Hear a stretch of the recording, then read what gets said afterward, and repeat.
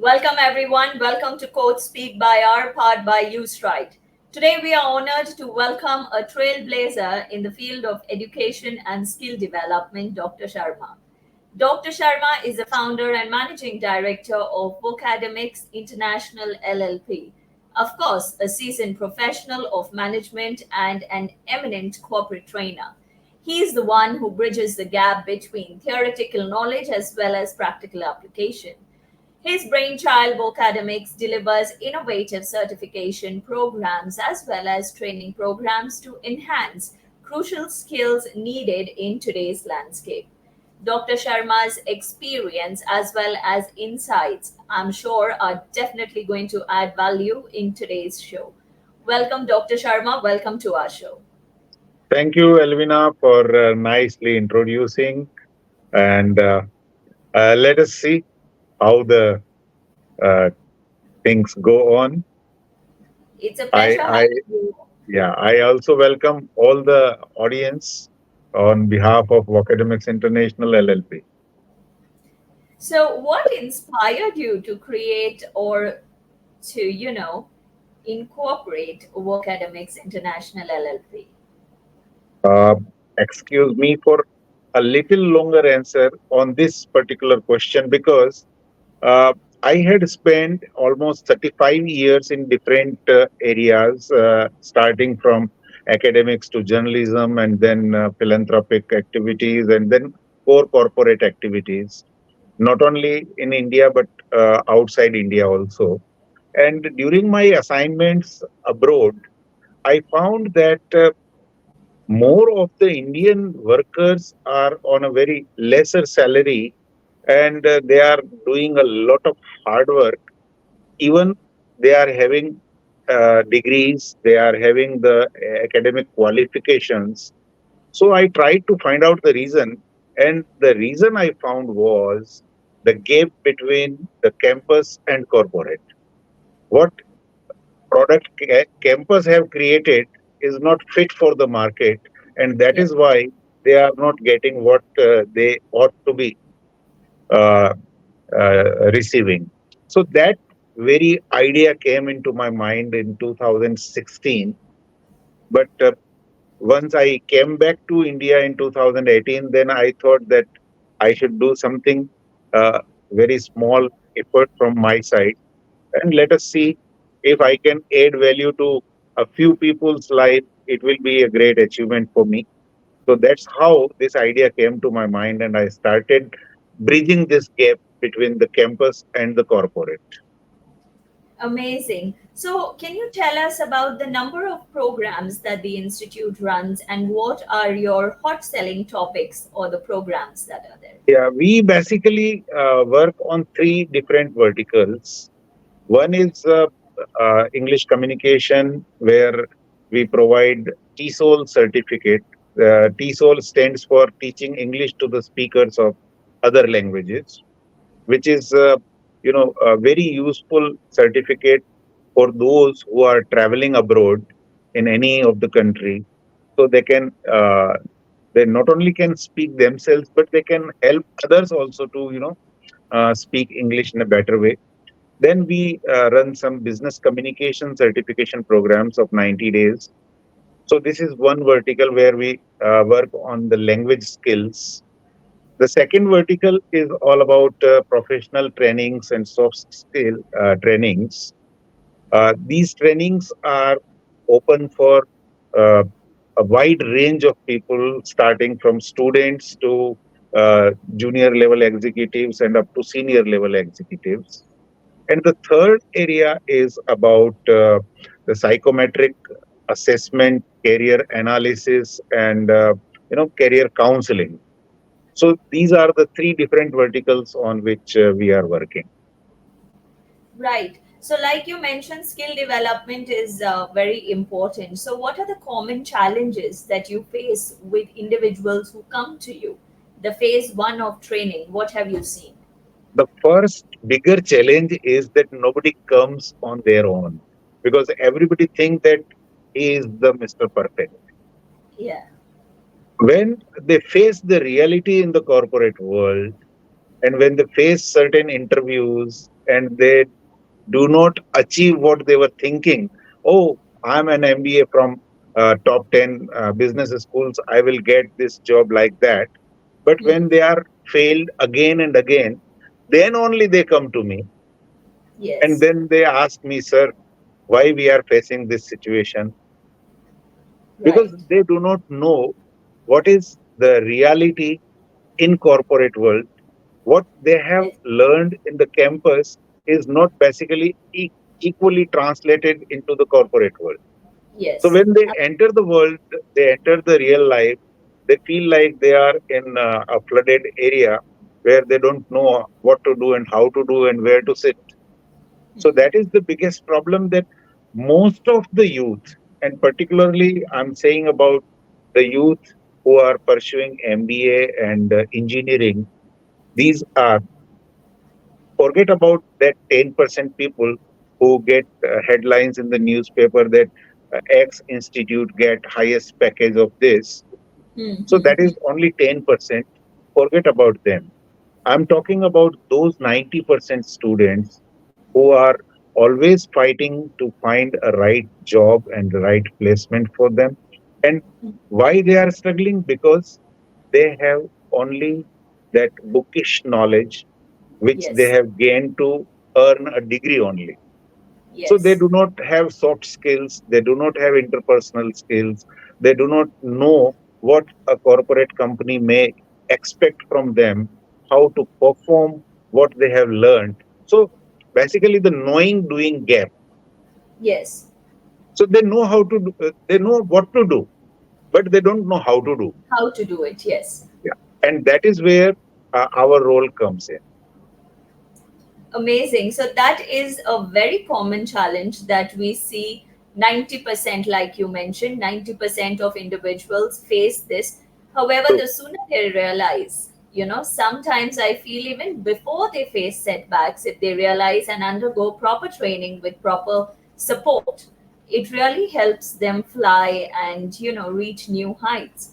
So I completely agree to your answer. And in fact, that's the way it is these days. So, moving on to my next question, that I personally feel that attitude, skill, and knowledge, these are the three components of an individual which are very important, right, for any aspect of life. So, what is your take on it related to your training programs if for skill development? if you have seen our website, this ASK is our core area of focus, right? Right. So the very big problem is we do not have enough resources to bring awareness into the youth that they should spend some time on their own personality development parallel to their academic achievements. If Right. this awareness is there and if this is conveyed to them through various colleges or universities or various other institutions, I think they can save at least 5 to 7 precious years of their life. Yes, absolutely. And this is the biggest challenge with us. We are not able to bring change into their attitude which they are carrying, because they think they know everything. They are studying in IIMs and they are studying in a big engineering college, they are studying in top 20 management or B schools. So that attitude is killing them. Right. Second thing is, this attitude do not allow them to develop their skills. Yes. And when they are not skilled, they are only qualified. There is a huge difference between being qualified and being skilled. Yes. One can be qualified, that doesn't mean that he possesses all the skills required to carry that job in a better way. So skills, they only have that theoretical skills, theoretical not skills, that is also a knowledge only. They can't translate that knowledge into wisdom unless they have certain skills. Yes. So this gap between knowledge and wisdom is filled only by the skills. Hmm. So that is where institute like us can contribute a very small amount of requirement. We can't fulfill this requirement with our limited sources, but yes, this is the need of time, and we should think about it. Right. So, speaking about attitude, individuals, and skills, can you explain how innovation benefits clients as well as young minds who are pursuing their certifications or their corporate career?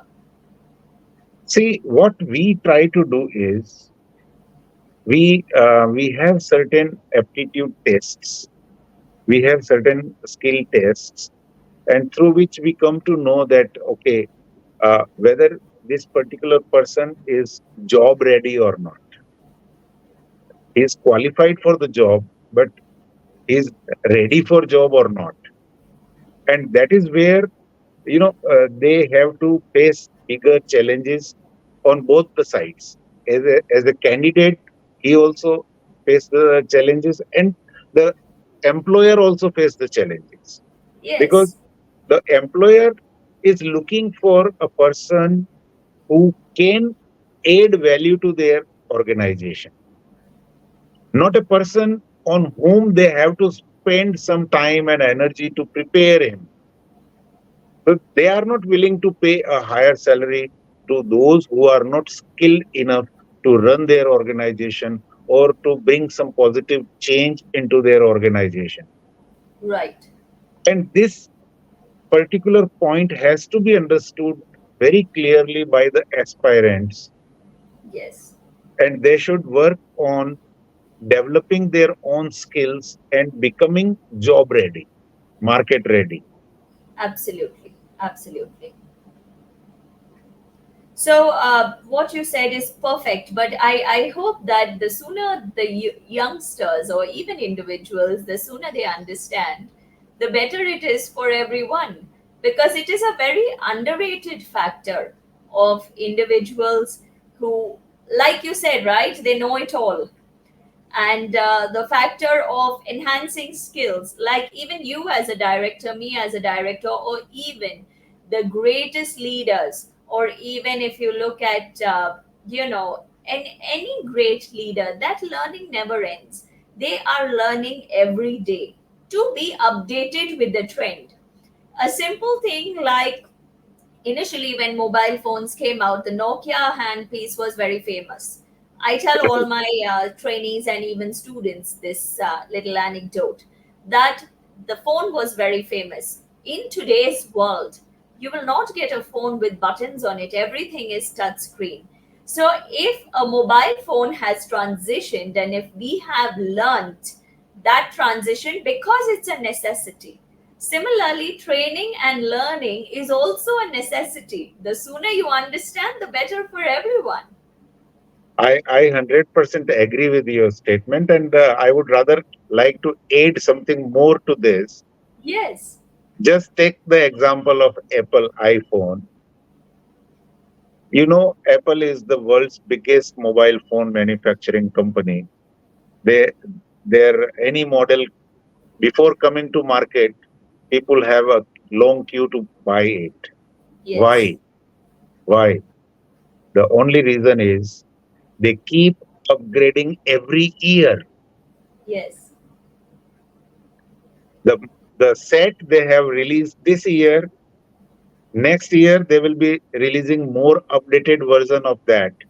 And that's why people are after it. That's why people are ready to pay for it. The same thing applies to human resources as well. If yes. you are not upgrading yourself, if you are not updating yourself as per the demand of the market, your value will not increase.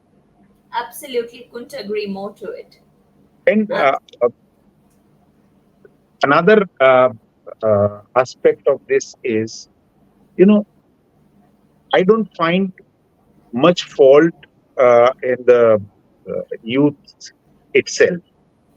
The problem is Nowadays, everybody is flooded with information. And the biggest mistake people make is they think that information is knowledge. Yes. So that is a big issue. Uh, you and me and many other people like us are working towards it. Let us see how much change we can bring. I'm sure we will. We will. So, as a professor and a corporate trainer, what trends do you see which are emerging in the training sphere these days? See, I'm really very, disappointed to see that the training has become nowadays such a world which has seen a great devolution. You know, every here and there, every uh, third or fourth person claims himself to be a trainer or a consultant, and that is, you know, big alarm for the society. If you make a survey, or I'm sure you must be aware that how much certified or qualified trainers are available against the requirement of such trainers. And that is the thing, they do not know what exactly is the need of our. They are just, taking it like a shop. They just have to create or copy and paste certain programs and sell them like groceries. And that is a big challenge in training industry nowadays. And because of that, you know, I normally give an example of two doctors graduated from same college, same year. One doctor has his clinic, another also has his clinic. One doctor is propagating its clinic a lot, so many hoardings in the town, so many social media advertisements and everything. The other doctor is not at all propagating it, but both the clinics are attracting the same number of patients. And then I ask the question, which doctor is better? Of course, the one who is not propagating and attracting the same number of patients. Yeah. So that means he is doing the right way, he is performing in a right manner, and without any publicity or without any advertising, he is attracting the same number of patients which his another colleague is attracting by spending a lot of money on that. Right. And this example can be, translated or imposed on any other industry. We can, understand the situation. So one challenge is this. The second challenge is, you know, making people understand that they require the training. Yes. That is Absolutely. another big challenge in this industry. And the third challenge is when you know that these are the people who are really requiring a particular kind of a training, but they are not able to spend money, and their organizations are also not willing to uh, incur expenses on their upgradation. Hmm. Sometimes because of uh, you know they think, okay, we will spend money and tomorrow he will leave our company. Why Yes. Yes. why we spend on him? So Yes. there are certain challenges, but the plus point is nowadays most of the corporate companies are giving weightage to training need identifications and conducting required training programs. And that is a good sign. I hope more and more companies will look into it, and people will understand the importance of the training. Because I have shown many of my clients the three level of training: pre-training survey, Yeah. conducting the training, and post-training survey, how much they have achieved in comparison of last quarter to this quarter. And Yes. this is really a good thing which every trainer should do, and all genuine trainers are doing like this. Yes. Amazing. So that was like really good experience and insight, which I'm sure must have enhanced and opened the eyes of a lot of individuals as well as clients who are watching of the need for training, which is important these days. So after that little serious note, so what are the initiatives that we can see Vocademics is going to focus on in the coming year? Uh, as I told you that we are working on these three verticals. So the most important part is, if you check the origin of the things. If suppose where the Ganga river is starting, Yeah. if there is a lot of mud and dust and other things, and Right. if you can stop that, I think the later stages will be more clearer, and people will think that, oh, clean water is coming, we should not make it dirty. Yes. Yes. Similarly, if we start focusing right from the school age of the students and we Right. guide them in a proper way. So, my focus as academics also is to focus on the coming generation of the executives, politicians, doctors, and whatnot. So, everybody is coming from the school. Yes, And then yes, after that, they are, moving to diversification of their career.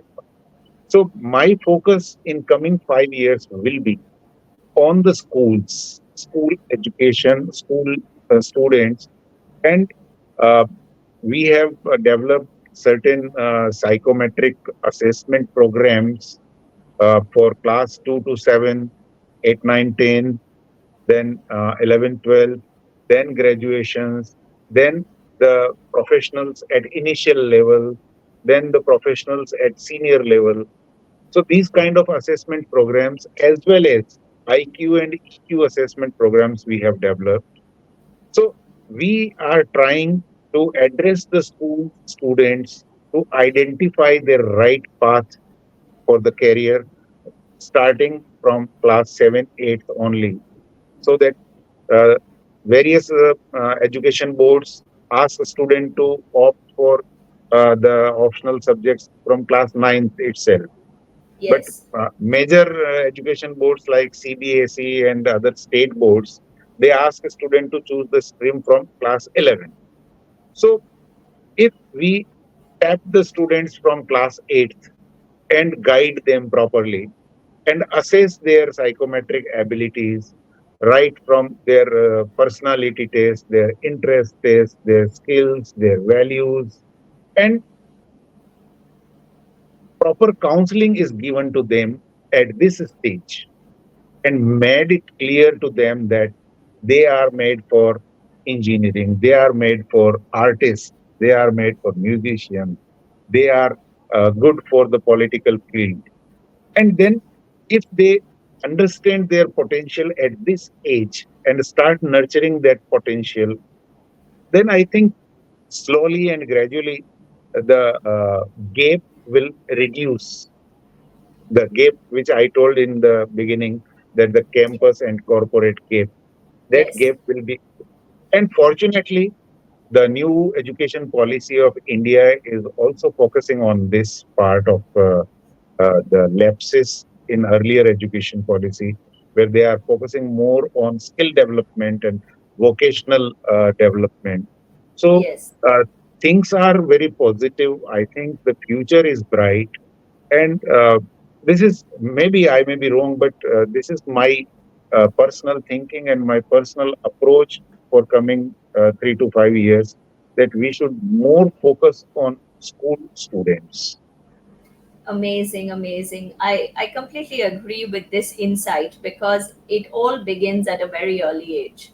The sooner Exactly. they realize that they get more time to practice whatever they have learned then. True. of course. And So what?